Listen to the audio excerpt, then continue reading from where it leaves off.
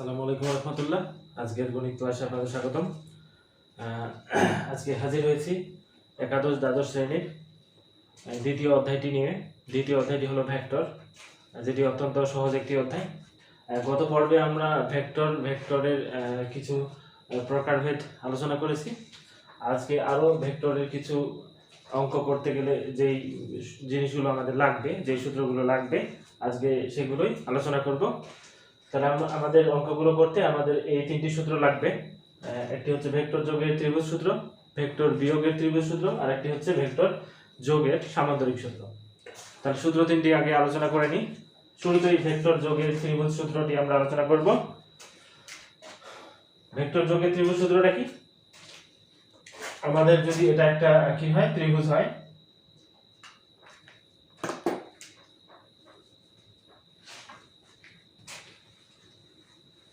তাহলে বন্ধুরা এটা আমাদের একটা ত্রিভুজ এ বি সি, একটি ত্রিভুজ। তাহলে এখানে বলা হচ্ছে যদি কোনো একটি ত্রিভুজের যে কোনো দুটি বাহু দ্বারা একই ক্রমে, একই ক্রমে বলতে বোঝায় একই ক্রম, অর্থাৎ এই দিক থেকে যাচ্ছে এই দিক থেকে যাচ্ছে, তাহলে এরকম একই ক্রমে যদি দুটি ভেক্টর গতিশীল থাকে তাহলে বলা হচ্ছে যদি কোনো ত্রিভুজের যে কোনো দুটি বাহু দ্বারা একই ক্রমে দুটি ভেক্টর রাশির মান ও দিক সূচিত হয়। এটাকে যদি আমরা ইউ ভেক্টর ধরি তাহলে এটা একটা ভেক্টর, এটাকে যদি আমরা বিসি বরাবর আরেকটা ভেক্টর ধরলাম ভি, তাহলে একই ক্রমে যদি দুটি ভেক্টর গতিশীল থাকে তাহলে তৃতীয় বাহু দ্বারা এই ভেক্টর দুটার কি হবে, লব্ধির মান ও দিক নির্দেশিত হবে। তাহলে এই তৃতীয় হটা এটা হবে আমার লব্ধির ইউ প্লাস ভি, এটা নির্দেশ করবে। তাহলে বন্ধুরা আরেকবার, যদি কোনো ত্রিভুজের যে কোনো দুটি বাহু দ্বারা একই ক্রমে, অর্থাৎ এটা হলো আমাদের কি আদি বিন্দু, তাহলে এই আদি বিন্দু থেকে এই বিন্দুতে আসলো, তারপরে এইখানে আবার ইউ ভেক্টরের কি অন্তবিন্দু, কিন্তু এই যে বিসি বরাবর ভি ভেক্টরের আবার এটা হচ্ছে আদি বিন্দু। তাহলে আমরা বলবো যে একই ক্রমে যখন দুটি ভেক্টর গতিশীল থাকবে এবং সেটার তৃতীয় বাহু দ্বারা কি করবে, ওই ভেক্টর রাশিদ্বয় লব্ধির মান এবং দিক নির্দেশ করবে। হ্যাঁ বন্ধুরা, আমি এখানে লিখে রাখছি, তোমরা এখানে লিখে রাখতে পারো খাতায়, যে যদি কোনো একটি ত্রিভুজের যে কোনো দুটি বাহু দ্বারা একই ক্রমে দুটি ভেক্টর রাশির মান ও দিক সূচিত হয় তাহলে তৃতীয় বাহু দ্বারা বিপরীত ক্রমে ওই ভেক্টরদ্বয়ের লব্ধির মান এবং দিক নির্দেশ করবে। আমরা এবার একটু ব্যাখ্যা করি। তাহলে আমরা ধরলাম, মনে করি এবিসি ত্রিভুজের, এ বি সি এর আমরা কি ধরছি, এবি ভেক্টরটাকে ধরছি U, AB vector equal to হচ্ছে ইউ ভেক্টর, বিসি ভেক্টর সমান সমান আমার হচ্ছে কি ভি ভেক্টর। তাহলে বন্ধুরা আমরা কি পাবো, অতএব তাহলে আমরা পাবো লব্ধি সমান সমান এসি ভেক্টর সমান সমান পাবো একই ক্রমে যে ভেক্টর দুটা গেছে, একই ক্রমে ভেক্টর গেছে আমার কি এ বি ভেক্টর প্লাস হচ্ছে আমার বিসি ভেক্টর। তাহলে বন্ধুরা আমরা বলতে পারি এ বি ভেক্টর হচ্ছে ইউ ভেক্টর প্লাস বিসি বরাবর ভেক্টর হচ্ছে ভি ভেক্টর। তাহলে বন্ধুরা এটাই হলো আমার ভেক্টর যোগের ত্রিভুজ সূত্র। অনেক সহজ। তাহলে অঙ্ক করার ক্ষেত্রে আমাদের এই সূত্রটি লাগবে, তাই শুরুতে আলোচনা করা হলো ভেক্টর যোগের ত্রিভুজ সূত্র। ঠিক বন্ধুরা, এবার আমরা আলোচনা করব ভেক্টর বিয়োগের ত্রিভুজ সূত্র। কিভাবে আলোচনা করব? হ্যাঁ, আমাদের এই ত্রিভুজটা লাগবে। তাহলে বন্ধুরা আমি কি করব, যদি কোনো একটি ত্রিভুজের যে কোনো দুটি বাহু দ্বারা একই ক্রমে, কথাটা থাকবে না, এখানে হবে একই আদি বিন্দু বিশিষ্ট, একই আদি বিন্দু বিশিষ্ট দুটি ভেক্টর রাশি যখন মান এবং দিক সূচিত হয় তাহলে তৃতীয় বাহু দ্বারা বিপরীত ক্রমে ওই ভেক্টরদ্বয়ের, এখানে হবে লব্ধিটা কেটে যাবে, ওই ভেক্টরদ্বয়ের বিয়োগফল নির্দেশ করে। তাহলে বন্ধুরা সংখ্যাটা আমাদের হয়ে গেল। কি হবে সংখ্যাটা? যদি কোনো একটি ত্রিভুজের যে কোনো দুটি বাহু দ্বারা, এবার একই ক্রমে না, আমাদের এটা কি ছিল? আমাদের এটা ছিল আদি বিন্দু, তাহলে একই আদি বিন্দু বিশিষ্ট, এবার ইউ ভেক্টরটা হবে এখানে আর ভি ভেক্টরটা হবে আবার এখানে, অর্থাৎ একই আদি বিন্দু থেকে আমাদের দুটি ভেক্টর যাচ্ছে, দুই দিকে দুটি ভেক্টর যাচ্ছে। তাহলে যদি এরকম হয়, যদি কোনো একটি ত্রিভুজের যে কোনো দুটি বাহু দ্বারা একই আদি বিন্দু বিশিষ্ট দুটি ভেক্টর রাশির কি করে মান এবং দিক নির্দেশ করে, তাহলে তৃতীয় বাহু দ্বারা কি হবে? তৃতীয় বাহু দ্বারা ওই ভেক্টর দ্বয়ের বিয়োগফল সূচিত হবে। তাহলে বন্ধুরা এটা একটু ব্যাখ্যা করি। তাহলে এবি বরাবর ভেক্টর আর ইউ, আর এসি বরাবর ভেক্টর হচ্ছে আমার ভি। তাহলে ধরে নিই এবিসি ত্রিভুজের এবি বরাবর ভেক্টর হচ্ছে আমার ইউ, এসি বরাবর ভেক্টর হচ্ছে আমার ভি ভেক্টর। তাহলে বন্ধুরা এবার আমরা কি বি, হ্যাঁ আমরা ইচ্ছা করলে বিসি ভেক্টর নিতে পারি, আবার কি করতে পারি সিবি ভেক্টরও নিতে পারি বিয়োগের ক্ষেত্রে। তাহলে আগে আমরা বিসি বরাবর ভেক্টরটা নিই। তাহলে বিসি বরাবর ভেক্টরটা কি হবে? হ্যাঁ এখানে কিন্তু গুরুত্বপূর্ণ, বিসি বরাবর যদি নিই তাহলে বিসি বরাবর ভেক্টরটা আমার কি হবে? বিসি বরাবর ভেক্টরটা হবে আমার বন্ধুরা, এটাকে আমরা কি বলবো? অন্তবিন্দু। আর এটাকে কি বলবো আমরা? এটাকে বলবো আমরা আদি বিন্দু।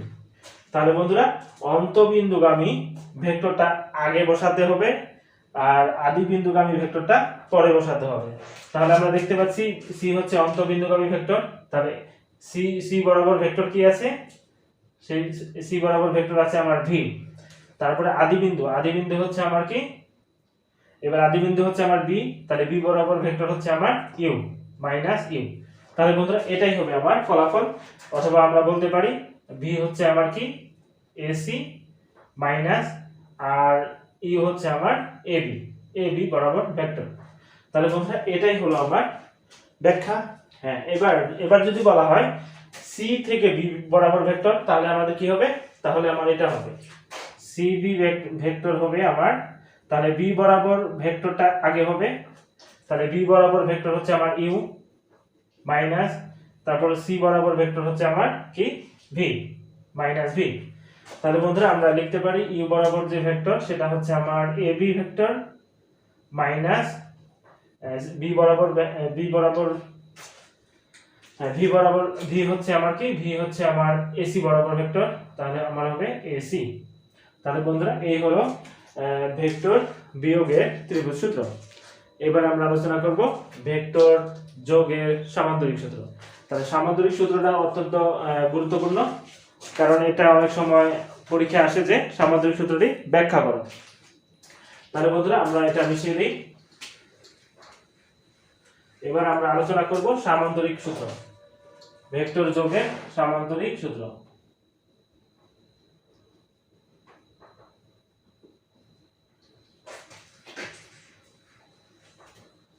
তাহলে বন্ধুরা এটা মিশিয়ে দিলাম। তাহলে এখানে আমরা একটা সামান্তরিক এঁকে নিই।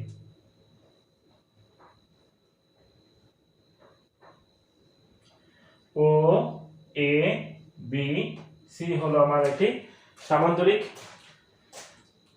আমরা এটাকে কি করব?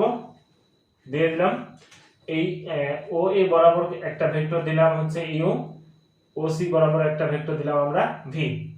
তাহলে বন্ধুরা এখানে আমরা বলা হচ্ছে যে যদি কোনো সামান্তরিকের, এটা আমার একটি সামান্তরিক, যদি কোনো সামান্তরিকের দুটি সন্নিহিত বাহু দ্বারা, এই বাহুটাকে আমরা বলবো হচ্ছে সন্নিহিত বাহু। এই দুইটা বাহুকে আমরা কি বলবো? সন্নিহিত বাহু, অথবা এই দুইটাকে আমরা বলবো সন্নিহিত বাহু।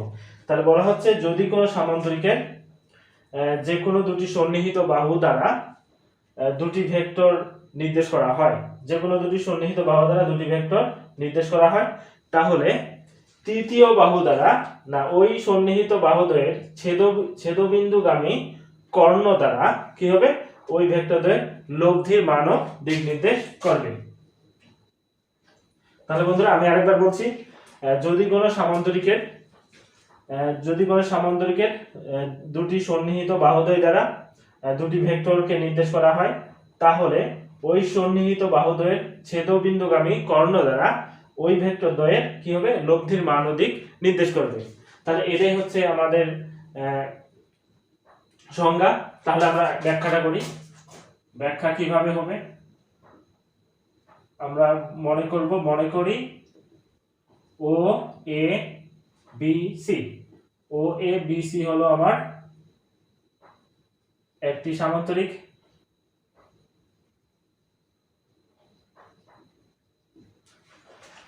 তাহলে বন্ধুরা এখানে আমার সামান্তরিকের আমরা জানি কি এই বিপরীত বাহুগুলো কি হয় পরস্পর সমান ও সমান্তরাল হয়। তাহলে এটা ভি ভেক্টর হলে এটা ভি ভেক্টর, এটা ইউ ভেক্টর হলে আমার এটা হবে ইউ ভেক্টর। তাহলে বন্ধুরা আমরা বলতে পারি ও এ বি সি সামান্তরিক। তাহলে আমরা ধরছি কি ও এ সমান সমান ইউ ভেক্টর আর ও বি ও সি সমান সমান ধরছি ও সি সমান সমান হচ্ছে আমার ভি ভেক্টর।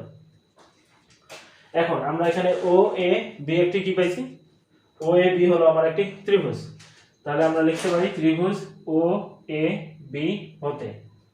তাহলে বন্ধুরা আমরা কি পাবো আমরা জানি যে একই কিছুক্ষণ আগে আমরা পড়লাম সামান্তরিকের কি ত্রিভুজ সূত্র যে একই ক্রমে দুটি ভেক্টর ইকুয়াল টু হবে ওই ভেক্টরের কি লব্ধি। তাহলে আমরা লিখতে পারি ও এ ভেক্টর যোগ এ বি ভেক্টর। তাহলে বন্ধুরা আমরা কি লিখতে পারি ও এ ভেক্টর যোগ A B vector equal to হচ্ছে ও বি ভেক্টর ইকুয়াল হচ্ছে ও বি ভেক্টর। তাহলে আমরা লিখতে পারবো ও এ সমান সমান হচ্ছে U vector plus A B সমান সমান হচ্ছে আমার V vector equal to O B vector. তাহলে এটাই হচ্ছে ভেক্টর যোগের সামান্তরিক সূত্র বা বলতে পারি ভেক্টর যোগের সামান্তরিক বিধি। তাহলে বন্ধুরা এটি ছিল আমাদের একবারে বেসিক ডিসকাশন। নেক্সট পর্বে আমরা এই অধ্যায়ের অঙ্কগুলো শুরু করব। শুরু করার আগে আমরা মোটামুটি সূত্রগুলো আলোচনা করলাম, এরপরে আমাদের অঙ্ক করতে আর কোনো সমস্যা হবে না। তাহলে বন্ধুরা আজ এ পর্যন্তই।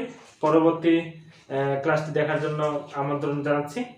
আর যদি আমার চ্যানেলটাকে আপনাদের ভালো লাগে, আমার ভিডিওগুলো দেখে যদি আপনারা উপকৃত হন, তাহলে প্লিজ আমার চ্যানেলটাকে সাবস্ক্রাইব করবেন যেন আমি আরো উৎসাহিত হই ভিডিও বানানোর জন্য।